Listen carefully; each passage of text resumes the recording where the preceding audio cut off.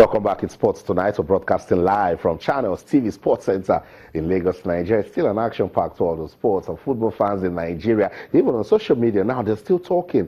Austin, if the league is admirable, why can't Rivers United and Enugu Rangers advance to the money-spinning group phase of the CAF Champions League? Say it's football, anything can happen. But yes, we will discuss that. We want to understand why our football isn't, working at a continental level. Is it systemic? When would you watch in your Bong Monday? They're still in the studio. Oh yeah, I want to come to you. First thing first, let's talk about Rivers United, because on Friday, on live TV, I said it with all the confidence that is done and dusted. Unbelievable results in Sudan. Yeah, you took a gamble. Austin, I've read a lot of reasons, intimidation, poor selection, technical ineptitude, and lack of cohesion. But you see, playing on the continent is not a piece of cake.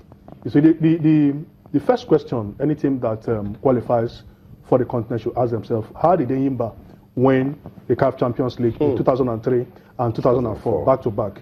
How did they do that? Okay. Simple. They got a crack squad. They had solid squad. Every position had 2 quality players. In fact, they had 3 good goalkeepers. Wow. That is the first step. Then you are going to motivate the players. In most cases, they traveled on charter flights. Wow. The motivation was so high. They had massive support from the state government. So you lack nothing. Then there are some tricks. You don't go away for away games and you start complaining. These things will happen in Africa. They will intimidate you. They will do all sorts of things. But you must try as much as possible to ensure that the players are concentrated. They are not affected. We don't want to listen to such excuses. You have to be tough to play on the continent. The South Africans made that mistakes in the past, but they have sorted themselves out.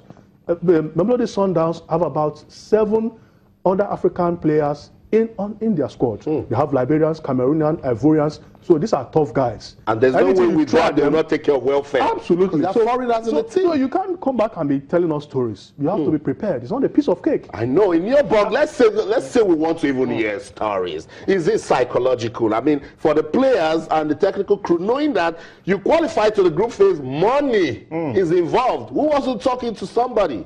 I do not understand what Rivers United are talking about, quite honestly, because you're going to the CAF Champions League, and like you said, you're going there, you know what happens. You're going in a away match, and you've got to be mentally very strong. You have to be, you've got to show real character and mettle when you go away from home. And when I heard Rivers United starting to complain on Friday how their boss was pedaled by his objects and left, right, and center, I felt these guys are not ready to play this game. Because, and again, you go into the field.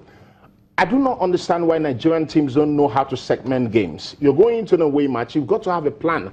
We're not going to concede in the first 15 minutes. We're going to sit back, defend in numbers, and ensure that they don't score. They conceded inside the opening 10 minutes. And when you were doing that, we all thought that Rivers United are going to go on that away match and really get very difficult to beat, set their stall up. Stanley Aguma has been very solid in the league, has conceded only 6 goals in the league. We thought they were going to be solid. Go out there, set out your stall, be very disciplined, forget about scoring a goal, and get very disciplined.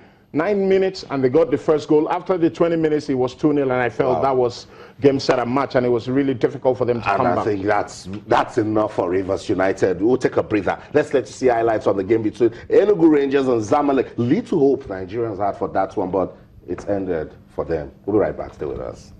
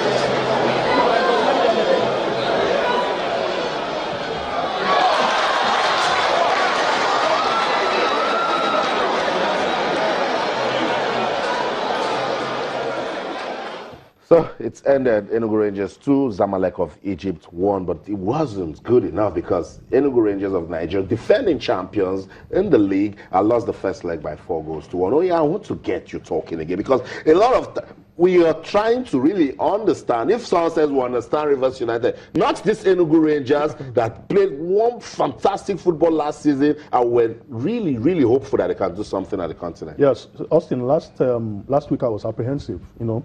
A lot of people were saying they were going to do Barcelona stuff and all those. I said, look at the records. Here is a team that is flirting in the relegation zone. They have conceded more than they have scored. So how are they going to do it?